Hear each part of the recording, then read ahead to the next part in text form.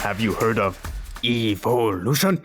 You're telling me evolution, Eid? Actually, Is that the bit? Is that that's not how it goes. Evolution is development over time based on circumstances in the environment. And as we see in this film that we will be covering today, these apes, they evolved all right. All right, this bit blew the fuck up. Welcome to WAM episode. I think it's 39, right? We're on 39. Yeah, episode 39. Of course, I'm one of your co-hosts, Nick, with my friend Nolan. We've been here for all last 38 episodes, but this episode we have something special. Like Nolan, you can just kind of tee it off for us. Yes, today we have a ape specialist who will be today's co-host, along with a co-host for the rest of WAM. We have with us David Busby. Hello. I am the resident ape expert. And before we kick off this fantastic episode of WAM, where we'll be covering Kingdom of the Planet of the Apes, a very historically accurate film that I kind of pieced together throughout this with my anthropology background in college. That's actually not a bit. I do have a background in anthropology in college. But I wanted to bring up a story of a very famous chimpanzee by the name of Travis.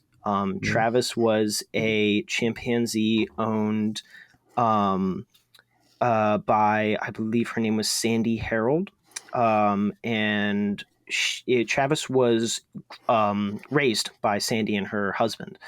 And after several years, there was one day where Travis, because he was a free ape, he would like to explore around the property. He would go out on walks and stuff like that.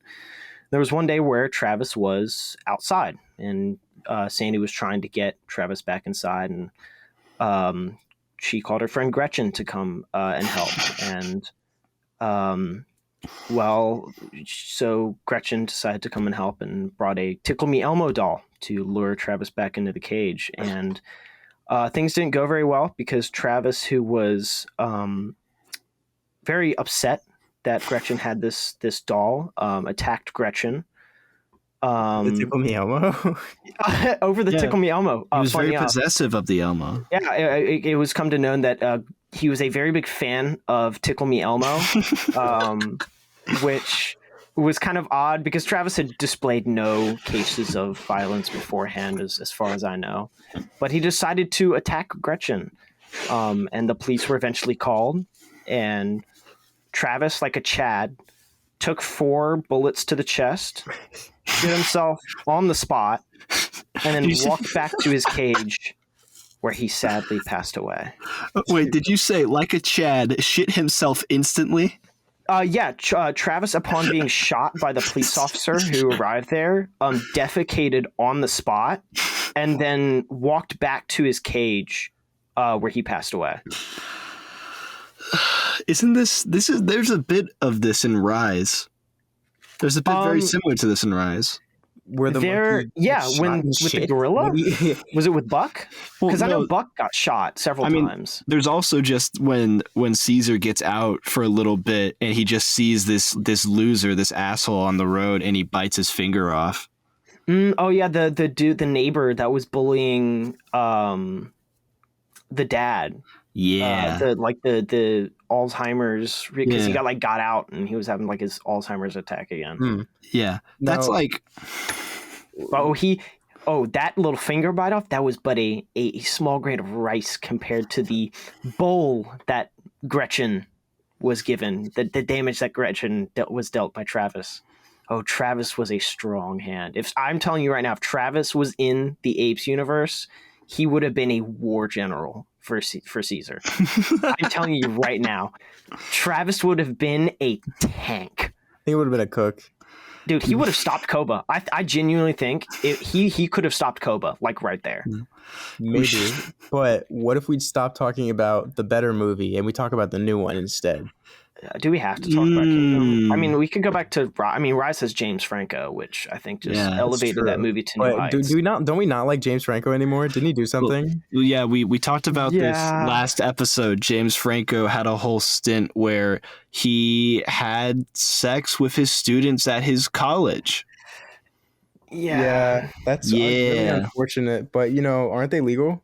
No, they were legal. There's Yeah, just the it's big just like that's conflict. icky. It's just But kind of gross. Like, if anything, it was probably he was just like what's it called? He was in character. He was working for a role.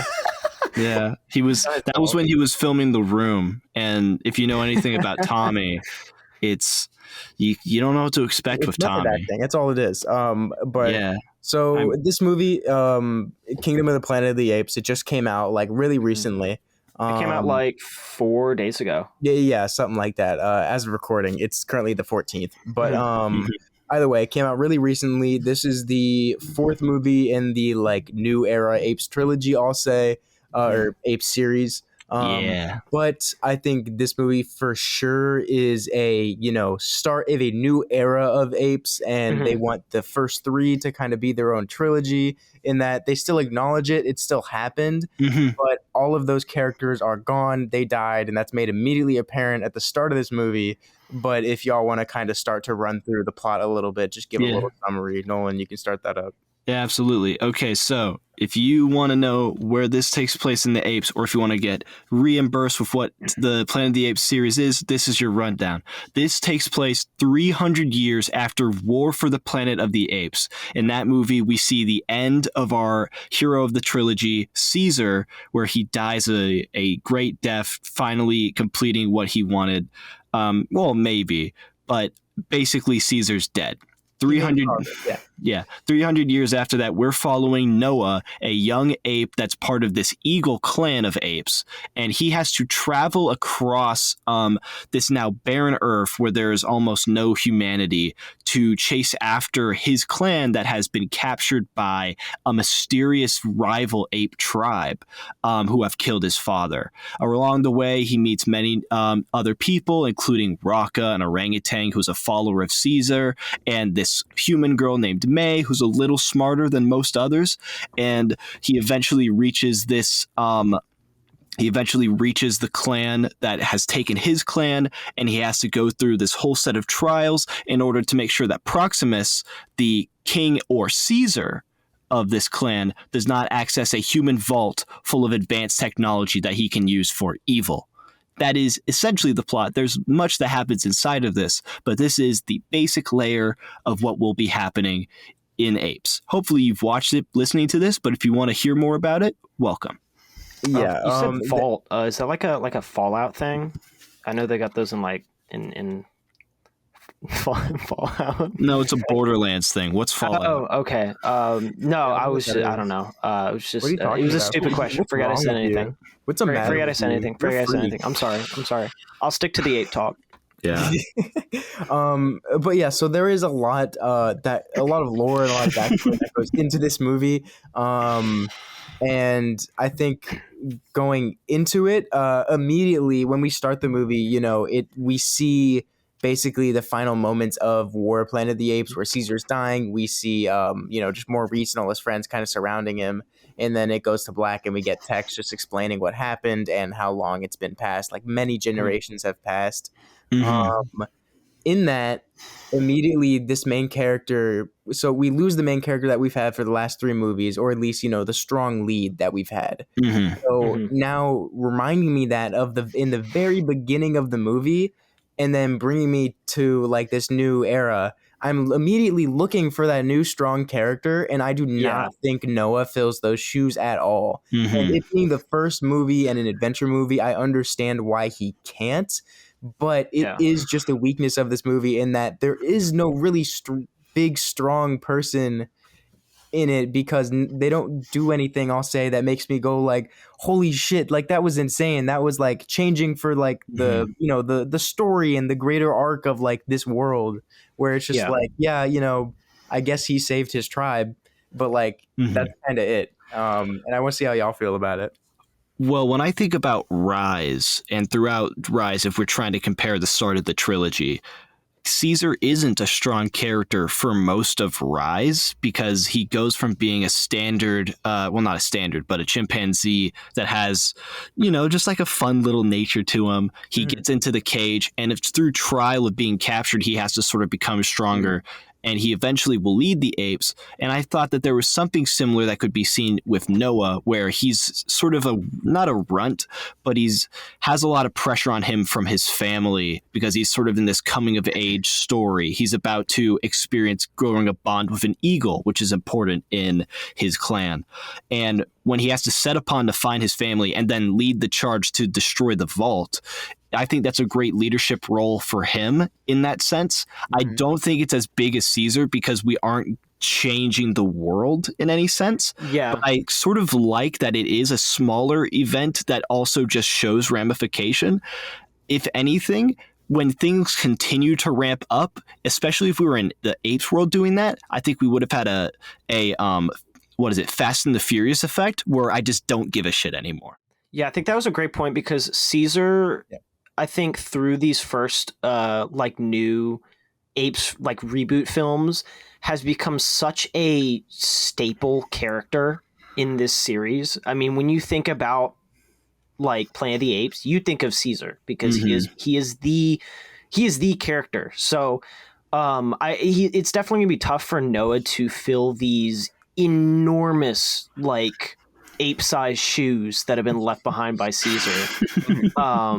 I don't know what size shoes apes wear. They didn't teach me that yet. Well, they'd have to wear the toe sock ones because they have hands. Oh, true. Honestly, it'd probably be gloves. Let's be real. Dude, those are gross. Yeah. Dude, one of my friends has toe socks, and they terrify me. I don't like them. No, shoes. So crazy. Have you seen toe shoes? They're toe shoes, sick. dude. They're bad. I want toe shoes so they're bad. They're gross. Don't get them. I feel so versatile in my toe socks. Don't. You feel like you could swing around like an ape? Jump off walls in my toe socks. And then there is the gibbon. I was upset that there were no gibbons, but I digress. But yeah, it was definitely tough for Noah to fill these shoes of Caesar because, like you just said, he's not changing the world.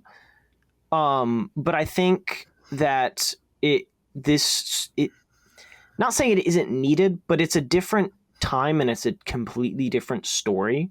So it's going to be a different kind of we're not looking for a Caesar in this sense. We're not having to change people's minds. We're not having to revolt against humans. In fact, we're revolting against apes in this movie, like Proximus and his whole army.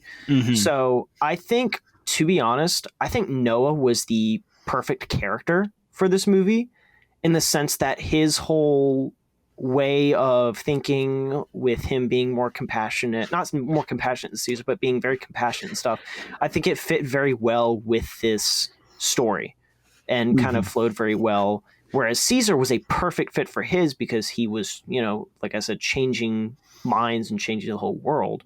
Whereas in this film, it's a completely different kind of setting. Yeah, okay. I think that's a really fair point because this is just such a different movie than the other three were. But one thing is, it being that adventure movie, how do y'all really feel about the overall, just plot structure and the layout of it? I kind of want to hear David's first, and then Nolan, you can go ahead. I kind of liked the whole kind of structure of the story because in the previous Planet of the Apes movies, they weren't really adventure per se, because in Rise, it's more so Caesar developing into his character. And then you get into Dawn and it's him dealing with Koba. And they don't really move around a lot. It's mainly in the dam and the forest and then the city where the other people are. San Fran. And then in what? Oh, San Fran. Yeah. And then in War, it's more so, I'd say War is more of an adventure than the previous two, but it's still not as big of an epic because you get to the final destination within the first bit of the movie, which is the camp that the Colonel is at. Whereas with this movie, it's a whole, almost like an epic where you start from Noah in his little clan village, and then you go through him going on this journey to find his clan, which I think was very similar to War, but I think this one did the journey and adventure aspect a little bit better because it really spent more time with, I think, the world building of what has now become Earth, 300 years later. We're seeing these big overgrown cityscapes, and we're seeing these destroy all the world is basically in ruins now. With it looks like it has no chance of coming back. Which I think was a fantastic setting for this. I loved the overgrown buildings. I remember Nolan and I talking about this after the movie. The overgrown buildings were such a cool design, which I wish we spent more time with them. We only really got like 2 scenes with them, if I'm remembering correctly, which was him going sparse, yeah. at the start to get the egg, and then him running into Rocca later. After that, we kind of moved into Proximus's territory. Yeah. But that's what kind of how I feel about the whole adventure epic, where I think they did a very good job with it. And in telling this whole story of Noah's journey. Okay. That I can see that. I can totally understand. I'm kind of interested that you think that War wasn't as much of an epic compared to this, because to me, it was an epic. I probably misspoke. I meant like a journey kind of thing. No. That's what I mean. Yeah. As an epic, like that you just think it was more of a journey than compared. It's just interesting. But Nolan, how do you feel about like just the plot layout and stuff in this new one, Kingdom? I really like the adventure aspect of this, mostly because I found myself really enjoying slow-paced sci-fi that lets me sort of develop in the world and see its wonders. And this is a movie that I thought did that very well. I really like the overgrowth. It's one of my favorite dystopian. Like, this isn't really a dystopia, but it's definitely a new world. It's one of my favorite tropes. I really enjoy just seeing them walk around it. I like establishing what is known and what isn't known in this like post-human world, because other characters are like, oh, we know this, we don't know this, we're stupid in this way, but like, we have hints. And I don't know, just having to travel made it feel really good, and I don't feel like it will continue to be like that for the next 2, just because I feel like the constant traveling could be exhausting. But I think establishing the world, it had to be a adventure movie where we just walk around.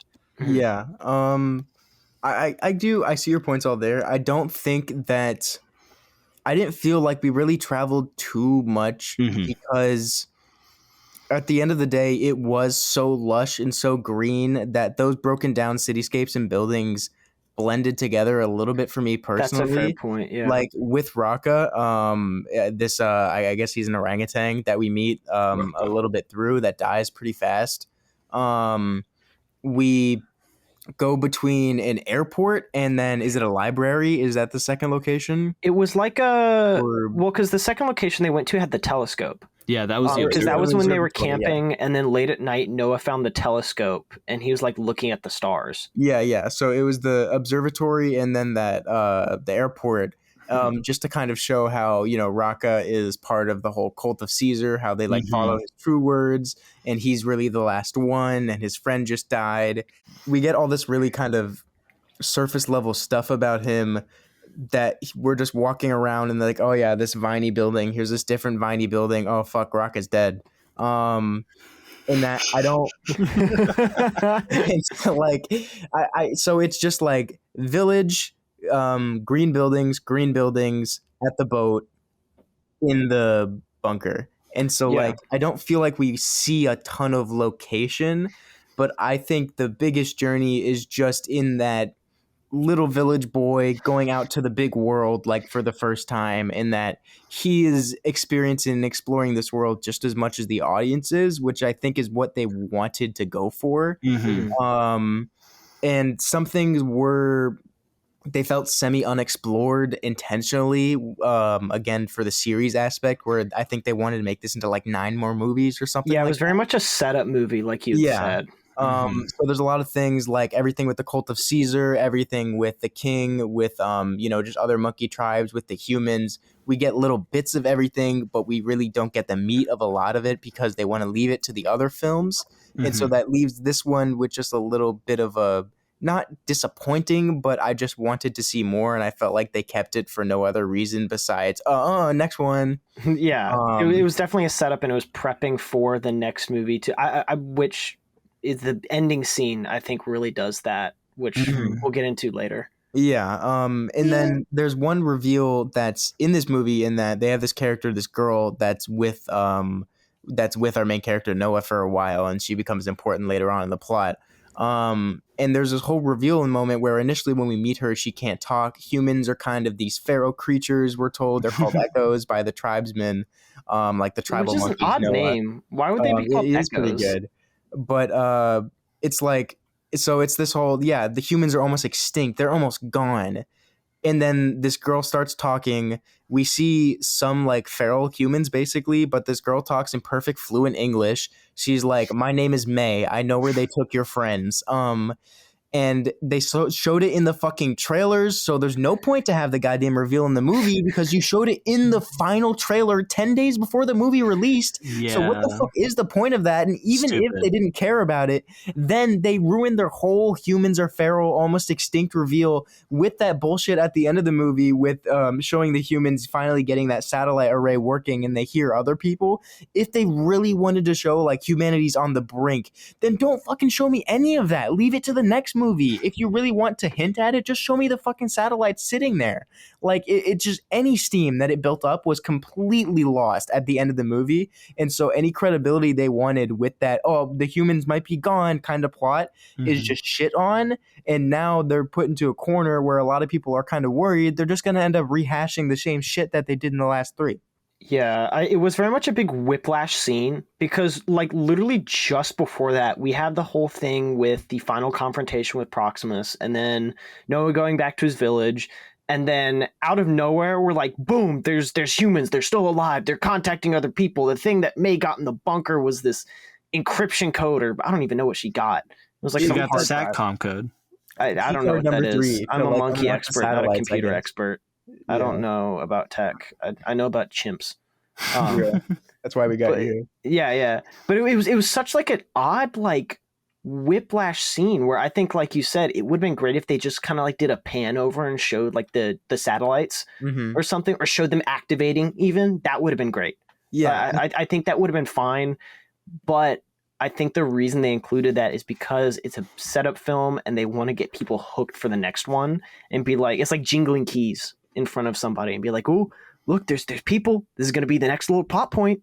That's exactly the problem I had with Across the Spider-Verse, which this is the exact same feeling I had leaving that theater, in that leaving this movie, I didn't feel like there was any greater big change to the Chimps universe aside from it has aged, and I now just have visual proof that it has aged.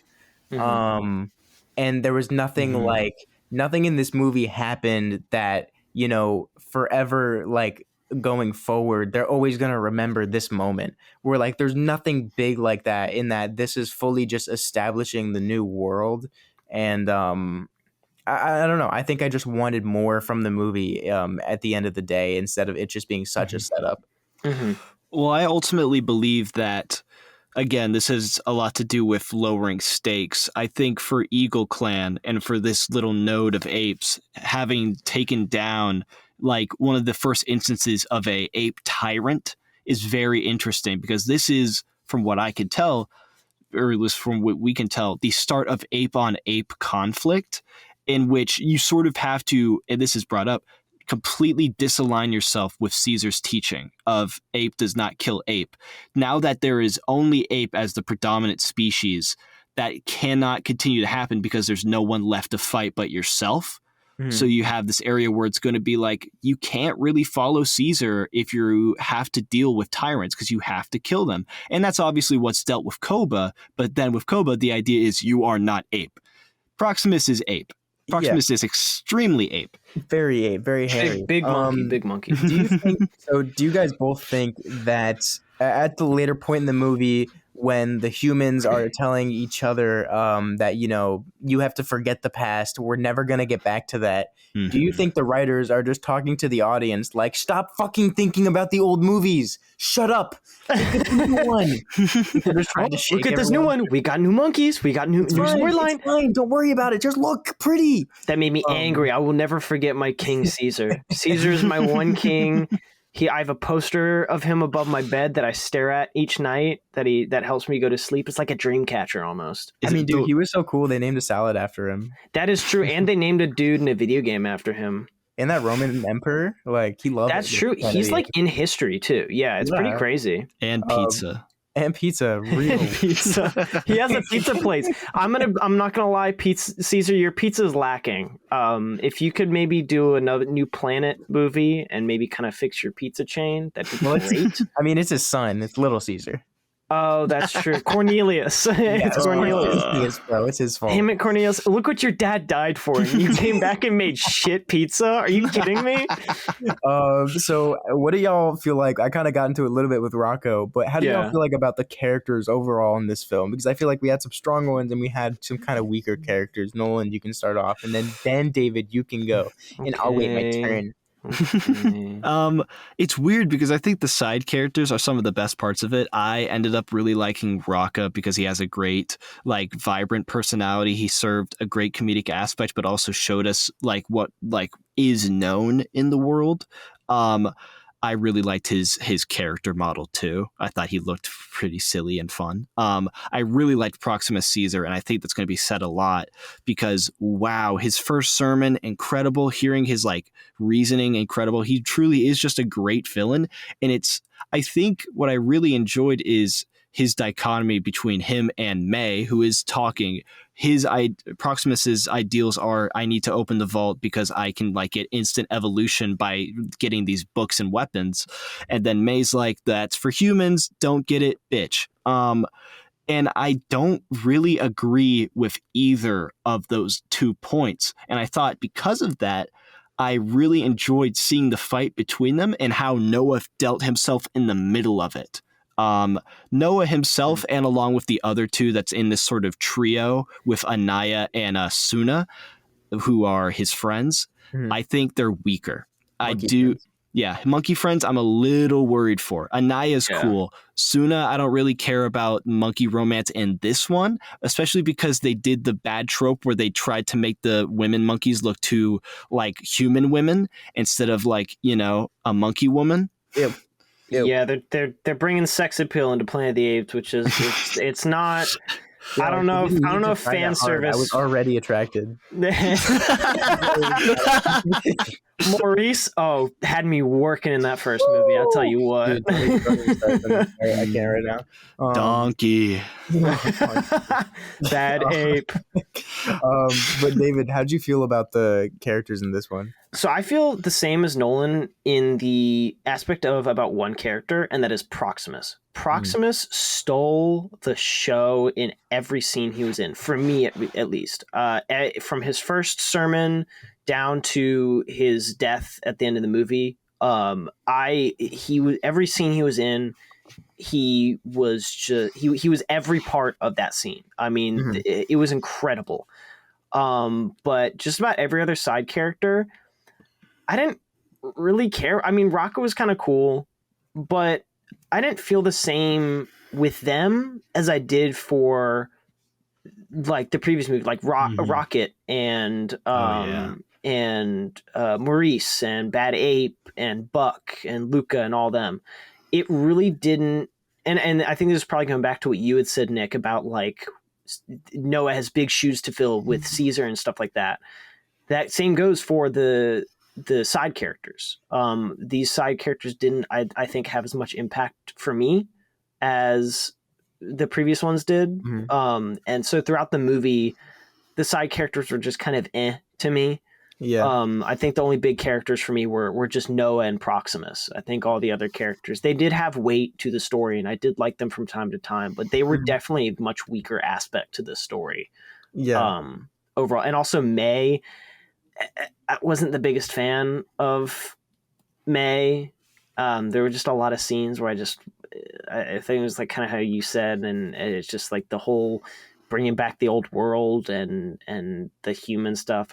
I'm watching this for monkeys. All right. I'm watching this for the chimps. I'm watching this for, I don't really need this. It's called Kingdom of the Planet of the Apes, not Kingdom of the Planet of the Apes.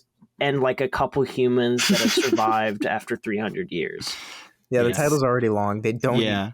If you thought it couldn't be a mouthful now, wait till you get to Planet of the Apes, of the few humans that survived of the 300 years that have passed since the death of the ape Caesar.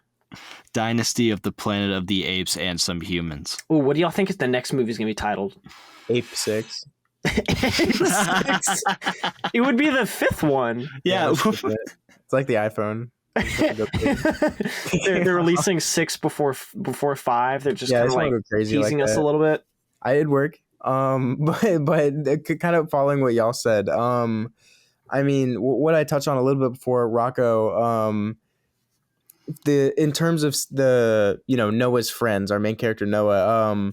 Rocco was probably had the most personality to them.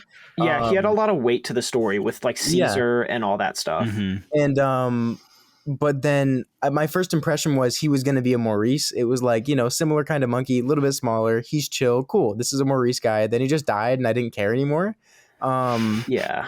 But so I just thought it was very shallow. I thought we should have spent some more time with him, and then maybe we would have gotten some more of that connection like we did with the other movies. Mhm. And then just like, man, I mean, a lot of the characters in this just feel like they weren't strong personalities because it feels like they just wanted to drive home their like, man, they're just like people. They're normal. Look at, they love and like are sad and like, stuff And like some that. of the chimps are hot. And some are hot, and this one has huge tits. That scene was crazy. I can't show pretty that one up monkey. here, but yeah. Like there's just a lot of stuff where there's a lot of scenes in this where I feel like they could have injected more of that personality where, even what David said before, where even a character like Rocket that was literally just a normal ass fucking monkey in the other movies, I cared for so much more. Dude, he was a dick in the first movie, pranked Caesar, beat the shit out of him, and then by the third movie, I was like fearful. In that scene when he like pulls up to the prison and gets beat up, I was fearful that my boy was gonna die. Exactly. I was like fearful. Like they had built up this fantastic side character from what had been, like you said, a normal basic ape, and then just goes to one of the best developed characters in the whole franchise. I will say though, we're judging how we feel about Rocket based on the third movie in War. Ooh, that's true. But I think it's going to be hard because I don't think there's much you can climb with Anaya and Suna, except I liked Anaya's sort of like fearfulness and playfulness that they had in this first one. He seemed like a bro. I'd like to see where he goes. Suna, I hope she dies a tragic death and it gives... I really hope she dies a tragic death and Noah has to like do some new shit for that. I'm just not vibing with like the parted hair on Suna. It's as surface level as that. I want to see a byproduct of the apes rising. Like, I want to see a Journey to the Mysterious Island. Like, ants have gotten fucking massive. Oh, that'd be really funny if like the disease has affected other animals too, and it's like some insane creatures. The simian flu has given these snakes legs.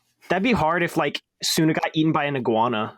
Yeah, like that could be really interesting. And I think that, one thing we kind of touched on when we left the movie is that if they decide to not go back down the humans versus ape storyline, which I don't really think they have a choice, but if they don't, then the Planet of the Apes formula is going to feel a lot less unique. And I think that, just what makes it Planet of the Apes will be almost missing, because as boring as just human v ape plot is at the moment, it's just part of the DNA, and we just have to keep looking for interesting ways to incorporate that and explore the relationship they have, and not just, can apes and people really live together? Like, it's that question has been asked so many times, it's been answered a few times. There's no point just to do, okay, maybe they will this time.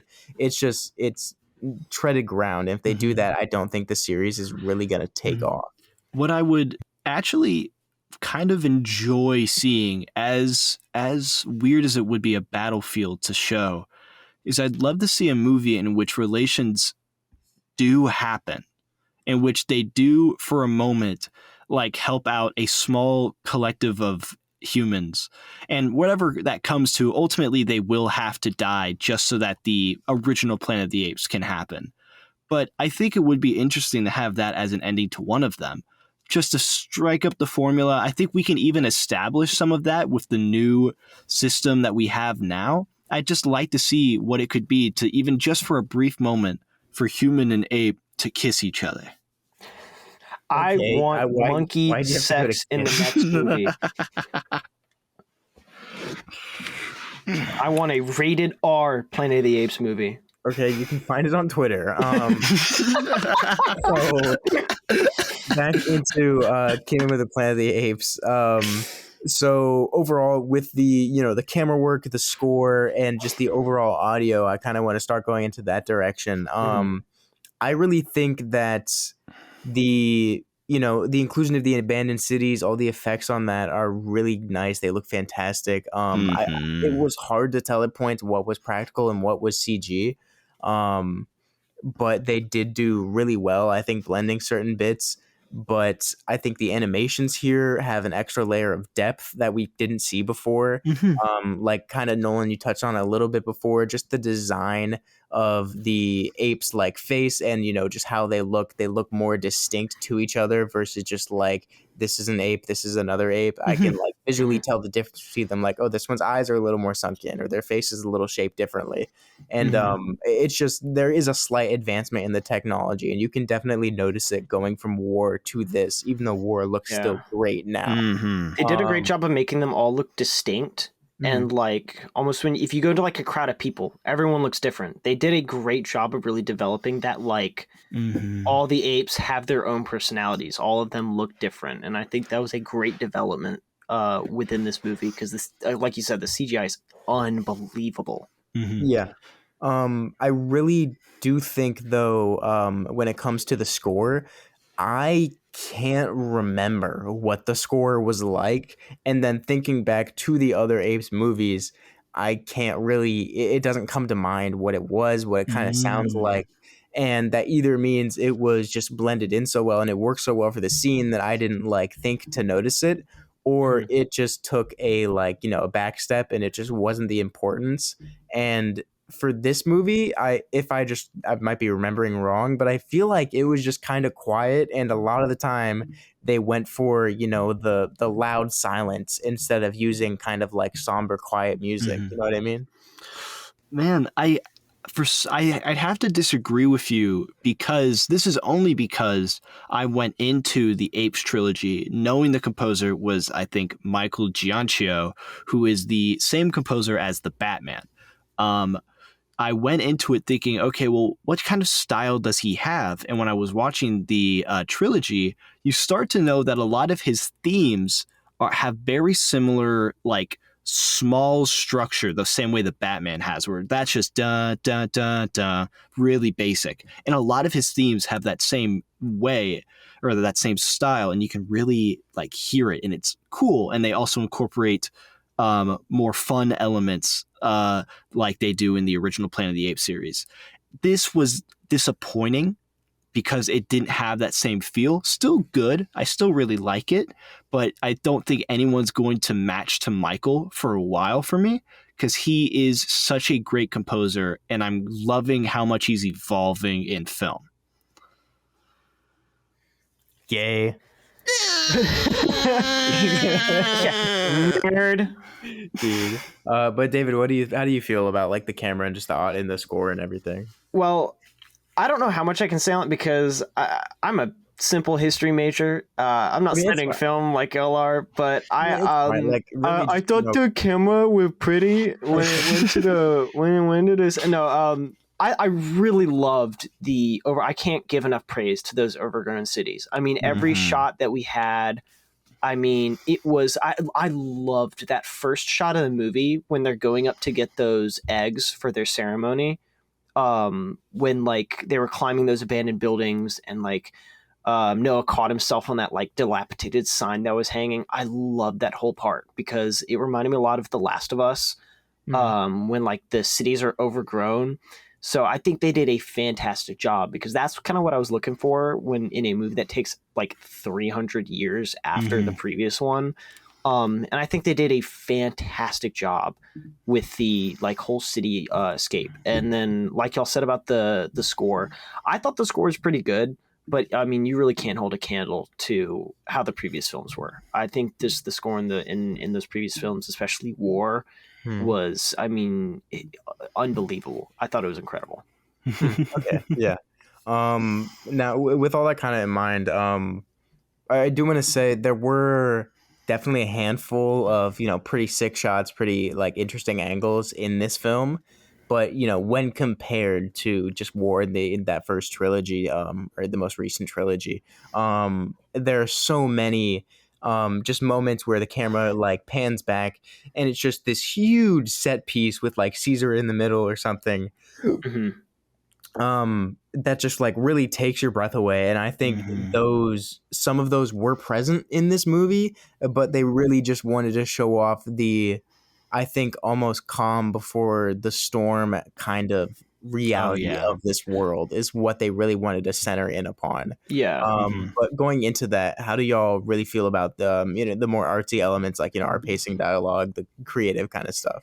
Well, I do want to go back real quick. There was actually one scene that I think did a great job of like this big grand scene, and that was at the start of the movie when Noah's village first gets attacked. I thought that whole sequence of like the burning villages and that scene, it was like this big long shot of Noah looking around, and he sees like the other apes in his clan getting taken away, attacked, shot, killed, burned, like houses collapsing. Sucked. I thought that whole scene was incredibly done, like well done. I really liked how intense that sequence was, and I think that was one of those like few scenes throughout the movie that was like a big grand shot.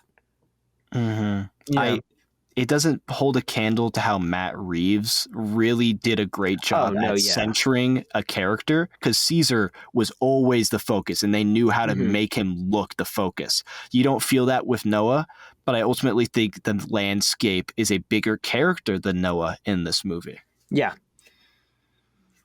Yeah, I'm really going to agree with that. Like I said, everything in this movie is just a setup. And I think at the end of the day, realistically, I would not be surprised at all if we don't see Noah whatsoever in the next movie. I think I can see that completely fine if it's just going to be like, all right, this is this kind of the world. We've kind of explored it. We know how that is. Let's see this other part. And then in the next one, maybe they'll converge. Maybe we'll see, just kind of how they clash a little bit. But I'd be completely okay if Noah's left out of this and we just see a completely new aspect of this world. The third one's just like an end game between the first and second. Dude, that's so great. They open in second ape. Caesar back. He's a cyborg. Cyborg. They put him in like one of those things from New Vegas where he's got his brain in the dome and the 3 TVs, with like his eyes in his mouth. Dude, reset. That'd be so hard. But how do y'all really? How do you feel about the dialogue in this? I guess for Nolan, you can start off. There's so many great lines of dialogue in this. Ultimately, the one that first took me by surprise and ultimately like made me love this dialogue is when the place is burning down, the Eagle Clan's village is burning down, and the one of our secondary antagonists, a gorilla, is just attacking and maiming and hurting a ton of apes, and then he turns to the camera and says, "For Caesar." It's the way they dealt with the bastardification of Caesar's name gave me like actual chills, because it was really well done. I really liked anytime Proximus was speaking, especially his first sermon. And Nick will disagree with me on this, but when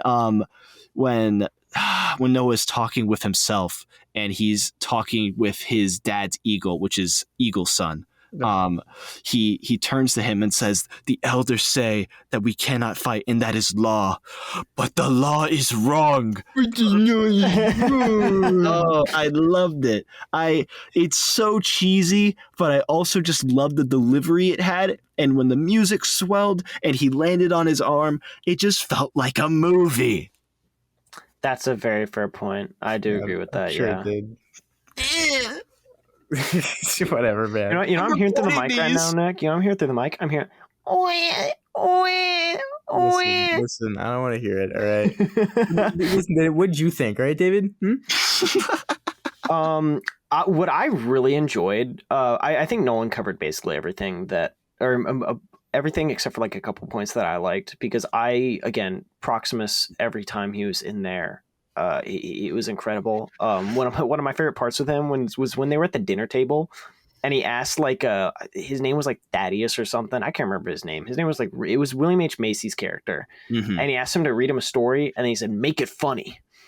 Like make it comedic. I think it was almost like he was almost like he was a jester, like a court jester for Proximus and them, which is what I think I would be in the Planet of the Apes universe. I'd be like their little guy that they bring out during like dinner time or whatever, and I'm like in a suit and I do like a little dance for them or something to like entertain them. But I think the acting for the apes was one of the best parts of the movie. The movements and the chirping and mannerisms that they all had was unbelievable. It really felt like we were watching these developed apes travel across this land. Every scene when they were walking or climbing, everything was spot on and looked so incredibly well done. And I think they also did a great job of making the apes terrifying. Because especially in that one hunting scene when they're hunting all the humans, like it was and like when that ending scene when the flood was occurring, and the gorilla was chasing after Noah, like that's scary, man. I'd be terrified if I had like apes chasing after me and trying to kill me. I would be scared for my life. Dude, they're fast too. Yeah, they are terrifying. Like those gorillas were booking it. Dude, they are terrifying. Like that's when you would instantly shit yourself. that is when I was fucking like hundreds of pound gorilla like booking at me. I wouldn't try to run. I'd be like, "This is it." May was. I admit May was stronger than me in that scene when she was running. Because if I saw a gorilla charging at me and screaming, I would probably defecate and pass out. Like, well, this is not it. It's gonna be like fucking Hulk and Loki in the Avengers. I would get torn to shreds. I'd show them my neck, so at least it would be quick and painless. That's real. Like, this is where. Please, yeah. But what do y'all think your favorite scene of the whole movie are gonna be? Well, what's your favorite scene, Nick? Oh my God, I'm so glad you asked. So my favorite scene is going to be when, that evil Caesar, King Monkey, died. It was with this, probably the most, monumentous moment that Noah has in the movie, when he gets the whole eagle clan to start chanting and singing so the eagles around them, know that they're them and that this other guy not chanting is bad, I guess. We have Caesar in a very poetic way, dying by 1,000 cuts with all the eagles swooping down and slicing him. And then just his, the very last eagle that goes in, for the kill to push him off the edge. We get the camera to push in on this evil Caesar's face, and he just screams at the camera with, all his might and everything. And then the eagle swoops in and kills him, and we just see his body, just ragdoll all the way down the cliff. And he stops screaming halfway down, and it's just really, really well done. And that's got to be my favorite. It was really well done. That actor for Proximus Caesar, we've seen him around some other places. He was recently in a very bad movie, but I noticed that he was the best part of that bad movie. I'm really excited to see where he ends up going. Yeah, I think Proximus was just like I had stated several times before. Proximus, every scene he was in, he was he stole it. He was such an incredibly well made character. I thoroughly enjoyed every moment that we got of him. Mm-hmm.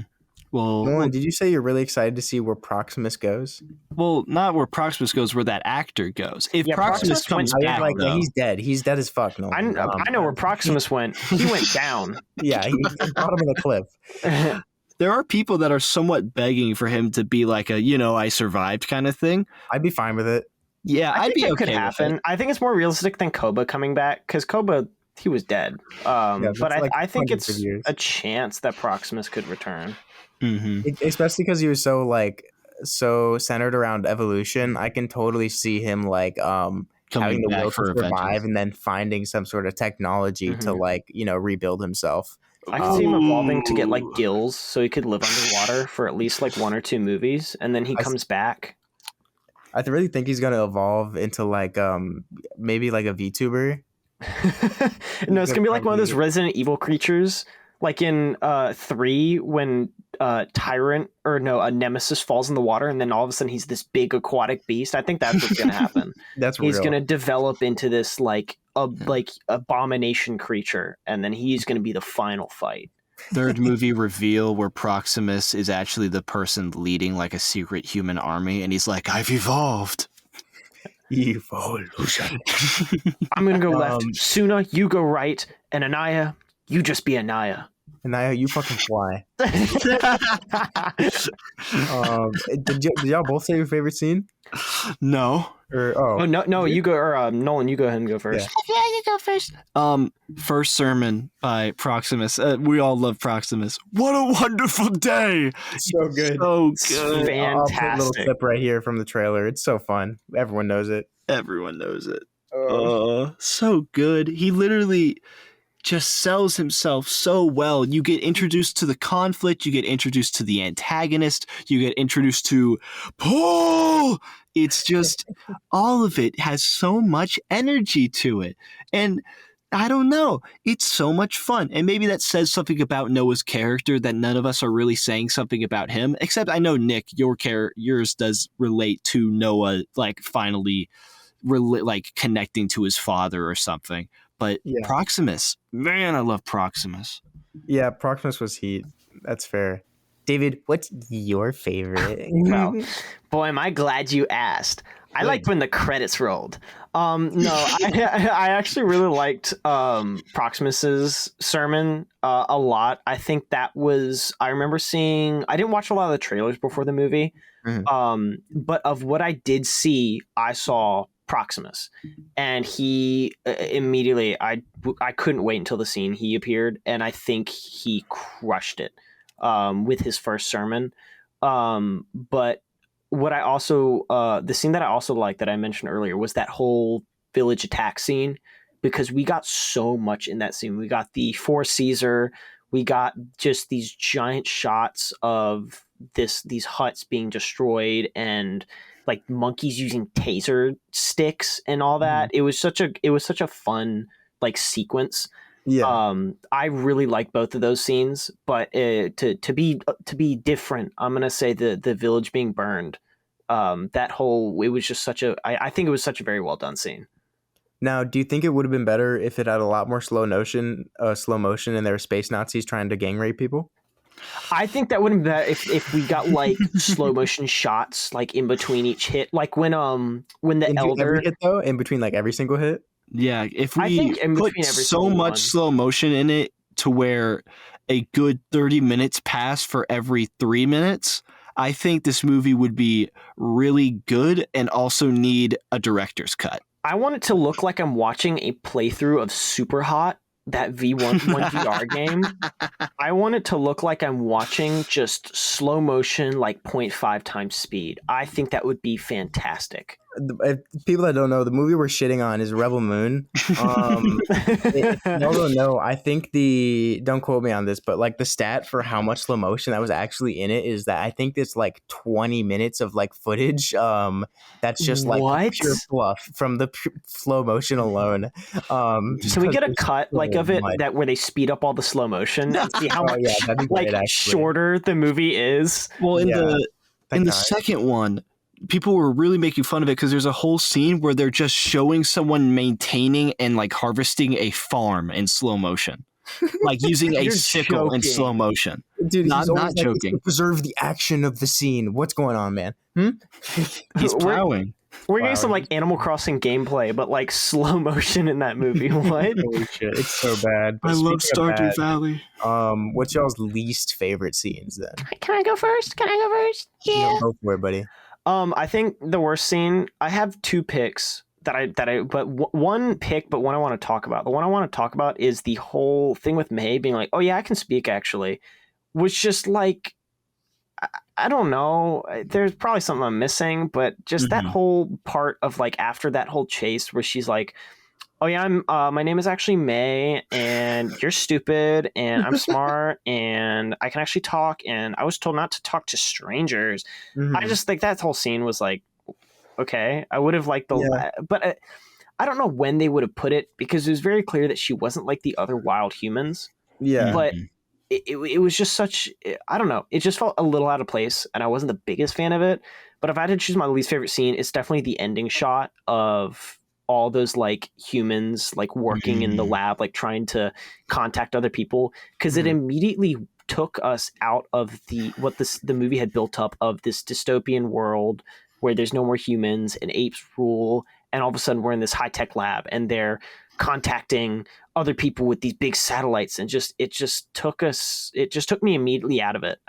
I wasn't the biggest fan of it. Yeah, I can completely see that. And with the one scene that you're talking about where May revealed that she can talk, like I said way earlier, it was also in the trailers. But even if you didn't see that, that was the one point in this whole movie where I feel like the very few comedic moments that there were, this one ruined any kind of real strong push force to the scene, because she starts talking and says all this information, and immediately we just pan to Noah and Rocco just with their mouths wide open and their eyes wide, just big, staring at her. Yeah, And Rocco we sit there drops for his books. yeah, for 5-10 seconds.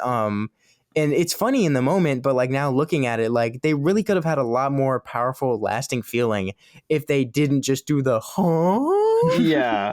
It really took away from it. And like I said, in the movie, in the moment, it was enjoyable. It is funny because there isn't a ton of jokes and comedic moments in this that aren't just physical comedy or just very little kind of funny little isms that they do. But that's the only point where it really just kind of ruined it. And so I agree I would have liked a record scratch when she first talked. That's basically what they did. I really would have liked, and kind of like a slow motion shot. Have you ever seen those Bollywood reality shows where there's 20 action cuts where it's choo choo choo choo choo choo choo. I would have preferred something like that when it panned over to them, because then I think that would have been way more impactful. Just me personally though. I didn't think it was horrible, just because I feel like that's how I would react if a chicken started talking to me. But that's fair. I ultimately think it's one of the lesser jokes. There are much better jokes throughout it. I'm just a sucker for Raka. It's my weakness. Orangutan. Funny. Do you like orangutans in general or just Raka? Both, I believe. Both, that's fair. That's fair.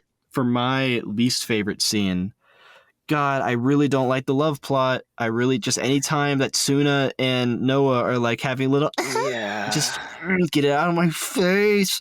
I don't need it. I didn't mind it as much because it was I didn't mind it as much, but it was kind of odd seeing a love plot now when we really didn't have that in the previous movies, because in between the first and the second one, Caesar got married and had a kid, and they didn't focus on that aside from when they were together. But it didn't serve as big of a point as it kind of did in this movie. Yeah, I mean, the only point that the love plot really had weight to it is when his wife was dying, and then when his wife was killed. One scene in two films. Yeah, we didn't have any need for a love plot, and even then, that's exactly what my least favorite scene is that when the characters are making these bags of thermite bombs. When they're making these bag of thermite bombs for the bunker in their plan, in the middle of the night, the girl walks off, and it's just May and our main character Noah. And Noah looks at the girl, and May just does the thing where she's like, "You like her, huh?" They're fucking monkeys. No way this bitch picks up the emotional subtleties of an ape. Shut up. Dude, this no shot. It's so fucking stupid. You like her, huh? It's so goddamn stupid. But that's my least favorite scene, 100%. Wow, man. Well, it seems as if we've had a great discussion of the movie of Kingdom of the Planet of the Apes, and we've had our highs and we've had our lows. But the big question I have for y'all is, where would you rank these on a scale of 5 if you had to? I'm gonna say it's gonna be 3 out of 5 for me. Overall, I went into this movie expecting more. I went, 2 days after watching War of the Planet of the Apes. That's a huge action-packed film with a lot of really awesome set pieces and just great writing, great characters. Bad Ape, the Colonel, just Caesar's evolution through that is really interesting. So really high stakes going into it, which probably did hurt it a little bit for this movie. But that being said, I still had fun with it. I'm still interested in the world, and I'm excited to see where they go forward in the series because I just want to see what direction they take. So for all that, it's going to be a 3. Mm-hmm. And David, can you say yours, but like 5 sentences or 5 words or less? Oh, okay. Yeah, I can do that. Hold on. Let me think. You already said so many words. Holy shit. Just go. No Gibbon. Me mad. 4. Does that work? No, I it was a 4.5 out of 5, but then after hearing a lot of y'all's points, especially yours, Nick, I really agree with a lot of them. So I think it's going to drop down to a 4 for me. Mm-hmm. I think I kind of had that like in the moment, like I saw it with my friends. I got like a free little poster from Cinemark. Like I was hyped up. I was loving the movie. But then I think a lot of your points were extremely valid. And so I think it's going to be a 4 out of 5 for me. Yeah. I probably will also put it at a 4. Overall, I think this might be maybe a 4 or 4.5. This is so far my second favorite movie of the year. I really enjoyed it. I think there are definitely some faults with it, especially as we're entering into this new trilogy where I'm like, I wonder where this can go. But ultimately, I'm a big fan of slow pace adventure sci-fi. I really like a lot of the characters in this, even if some are weaker. And I don't know. I'm an ape dude through and through. We're in prime monkey movie time right now. We have Godzilla x Kong, we have new Planet of the Apes, and then we have Monkey Man as well. Like, monkey fans, we're winning out here, okay? It's a good time. It's great. Now, after that really fun, review, I really hope y'all enjoyed with our new guest. We're just going to go into this little ad segment, and then we'll get into movie news. Here at WAM, we use this podcast as an artful avenue to blissfully and peacefully vent our fiery, unbridled rage buried deep, deep down. And now you can too. It's now super easy to record a podcast with Zencastr. Log in using your browser and start recording a high-quality podcast right away. Record studio-quality sound and up to 4K video with your guests. Feel a sense of zen knowing Zencastr's multi-layered backups ensure you will always have your recordings in the highest quality, even if the connection is unstable. If you thought about podcasting before and you realize that you need a lot of different tools and services, those days are over. With Zencastr's all-in-one podcasting platform, you can create your podcast all in one place and distribute to Spotify, Apple, and other major destinations. Go to zencastr.com/pricing and use our code WAM and you'll get 30% off your first month of any Zencastr paid plan. We want you to have the same easy experiences we do for all our podcasting and content needs. It's time to share your story.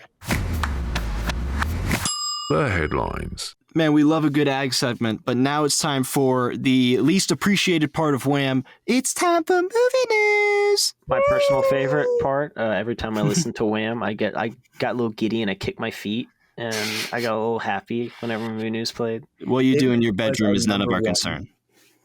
David was our number one WAM listener, actually. Day one. I actually was, yeah. Don't want to toot my own horn. Yeah, he was. So the big thing that's happening right now is technically 2 pieces of news, but they're very thematically similar.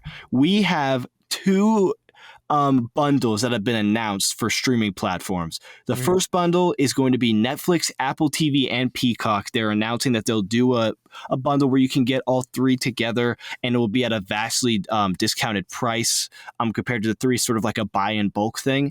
And then there's also going to be a streaming bundle for Disney Plus, Hulu, and Max. That's interesting because Disney Plus and Hulu were already doing their own thing, but Max got in there because they're poor. But yeah, how are you all feeling about that, getting these bundles? I'm excited to see some more competition because we've had just so many streaming services come up in recent time. I'm really interested to see how pricing works because there is going to be an ad version and there's going to be a paid ad-free version. But I just want to see if they do the Netflix thing where it's like you have ads and the quality is only 720p. Yeah. I'm just really interested in how that just kind of all pans out. But I think overall it's good for just the, the whole platform and the landscape of it, because we can just stop spending so much money on 8 different streaming services to watch one thing a month. Mm-hmm. Yeah, and I think what you said about the ads is true, because I remember Amazon Prime recently brought ads Yep. back. I was very upset when I was watching Invincible and I got interrupted by an ad about Kellogg's cereal. I was very upset, and I put a hole through my TV, and I need to buy a new one. Real. If you had to only have one of these bundles, where there's Netflix, Apple TV, and Peacock, or Disney Plus, Hulu, and Max, which one would y'all pick? Probably Disney Plus, Hulu, and Max. Mainly because I can't. I think I've never used Peacock except to watch like the Five Nights at Freddy's movie at like my dorm with my friends. Yeah. Never used Apple TV, and the only thing I've used for Netflix recently was to watch the One Piece live action. And I also have a vendetta against Netflix because they took Gurren Lagann off of Netflix, and so I kind of have a bone to pick with them. So I'd go with the Disney Plus one. That's fair. Yeah, I do the same thing. Really, just Max is like my go-to. Yeah. And I don't think Netflix has been crazy strong for a few years. Apple TV does have some heat, but I don't go back to it a lot, and I live a happy life. Mm-hmm. And then on top of that, we have the Cannes Film Festival happening very soon, and with it is the world premiere of Megalopolis, the newest film for Francis Ford Coppola. But ahead of the screening for this, a ton of news came out around the movie where tons of people on set are saying that it's like this guy has never made a movie before because of how unprofessional it was. He went into his trailer and he was just smoking weed a lot of the time. That's fun. That's like one of the first things they mention in this like article about his unprofessionalism. And then you have to go a couple pages down where it says, by the way, he might have been sexually assaulting some people. It's completely, it's incredibly horribly written. It's just a horribly written article where like the list of priorities on what needs to be focused on is not there. Yeah. You think that would be mentioned, I don't know, first? Mm-hmm. They really want Megalopolis to like be big and popular, but they also just needed to report on it technically. So they just kind of like shoved it to the end. Yeah, it's like they're the biggest Megalopolis fans. Are like, also this happened too. But you guys should still see the movie. It's very interesting. From what I've heard, what ended up happening is there was a party scene in which Francis Ford Coppola, from one viewpoint, was like holding on to these women and kissing them without their consent to sort of quote unquote get them in the mood for the scene. And from other perspectives, I think the first AD said what was really happening was just he was lightly kissing people on the cheek, sort of like in a European sense. I don't understand. I'm not going to put any side on it. Lord knows that Hollywood is not a place where you can say anything is as it is in the first report. But I was excited for Megalopolis. They released the trailer for it. I knew like the shit show that was production. This had been in the making for decades. Yeah. But gosh, it's just sad to hear that everything's gone to shit throughout the shit. Yeah. It's very true. Yeah. I mean, Megalopolis was such a landmark old film. It doesn't necessarily hold up amazing today unless you're like a huge film nerd and just kind of look for certain elements. But it's such a complicated film, and there are so many different things that you really have to get right that I think I don't think it's going to have the same feel as the original movie, and I'm really interested to see if they just go for the exact same story or like how they frame it up and who they follow and everything. Yeah, I just looked up Megalopolis. What is the haircut that they gave Adam Driver? That's heat. Shut the fuck up. That is like, that looks like some anime, like spiky, like hairline type shit. Like, what is that? That is horrendous. I'll play the trailer right here for the Megalopolis thing also. Yeah. Watch that. But can we also put up like a photo of Adam Driver's horrible hair? Because I want to hammer this in. It looks terrible. It looks so pretty. When Megalopolis comes out, you're going to have that haircut. Keep that in mind. We're making fun of it now. Listen, when the original Megalopolis came out, their hair really isn't a lot better. That's fair. Fair, but you think it developed like, I don't know, the apes over 300 years? No.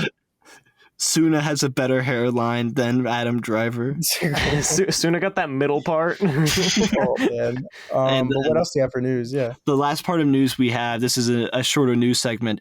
We have an update on the Spider-Man Noir show from Amazon Prime. Amazon Prime has been buying IPs that have been on sale. They have a new Batman Cape Crusader show coming out, but they also have a live-action Spider-Man Noir starring Nicolas Cage, and we've just today got some more information on that, where Nicolas Cage will be playing a older Peter Parker who has since retired from being Spider-Man, who has to grapple with being a detective, his former life, and all the elements that come with living in the noir Marvel universe. Is it live action? Yes. Ooh, That's actually really cool. sick. I didn't even know about that. That's really sick. I'm That excited gives for me that. a very Daredevil vibe. Yeah. Just off the concept. Mm-hmm. And seeing how Daredevil has been a little bit of a shit show for Daredevil Born Again, maybe this is where we need a Considine after the losses we've taken. I think we're going to that's going to take inspiration from obviously the Spider-Man Noir universe, but also the run of comic books where Peter Parker was like a really old man and he like sits with his like great grandson and tries to convince him like he was Spider-Man and everything. Yeah. Totally I was Spider-Man. I swear I was he's Spider-Man. like I this could climb big, fat, walls. like wrinkly old man, and he like jumps up on the wall with his like beer gut sticking out of his suit, and his kid like just doesn't give a fuck. That's gonna be me in like 50 years, and then when I'm like going senile, I was Spider-Man. I promise. Guys, I swear I was on WAM. I was Wham. I just joined late. Just listen to the Kingdom of the Apes episode. Don't worry about it. It was before society collapsed. Grandpa, that's not what... Grandpa, giving androids rights is not the collapse of society. Those bastards can't have my pudding.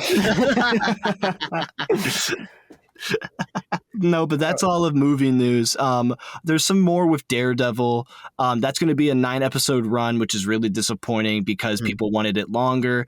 But Daredevil is decently in a good track. This Spider-Man is in a good track. Maybe television for Marvel is coming back. It had a rough start.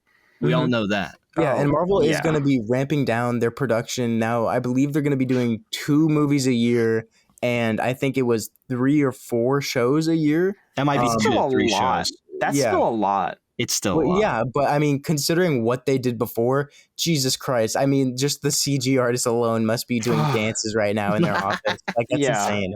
Now we need to get that for now we just need to get that for animators, because that was a whole thing that happened with the animators for both Spider-Verse, and also the most notable recent one was Jujutsu Kaisen Season 2, where animators were just in horrible conditions, where they produced something incredible, but the conditions that they were working in were horrible. So I'm hoping that eventually gets changed as well. Yeah, hopefully the WAM ones too. Yeah, the WAM animators, because I don't know if you know this, but we have to hide our identities. So there's someone who has to deep fake all of our voices to sound different. In actuality, I am actually a girl. I don't know if y'all know that. If you heard me, I kind of sound like Frank Sinatra in real life. I don't know if you guys could really pick up. It's a really good software, but I'm actually an aardvark. I really just I didn't want to tell you until now. Yeah, I actually sound like a Miku, the Vocaloid. That would be awesome. Someone who has to like go through like processing to unbecome a Vocaloid. Yeah, if everything I said was just an auto-tune. With these fucking amazing bits, it's really late for us. I hope you all enjoyed. This has been episode 39 of WAM with our 3rd official new co-host, David. We're really happy for him to be here. We're excited for the new episodes to come. I hope you all enjoyed. This has been WAM. And say it, David. And you've been whammed. Yay! All right, we'll see you guys next time. Bye. Socials. Bye. Bye.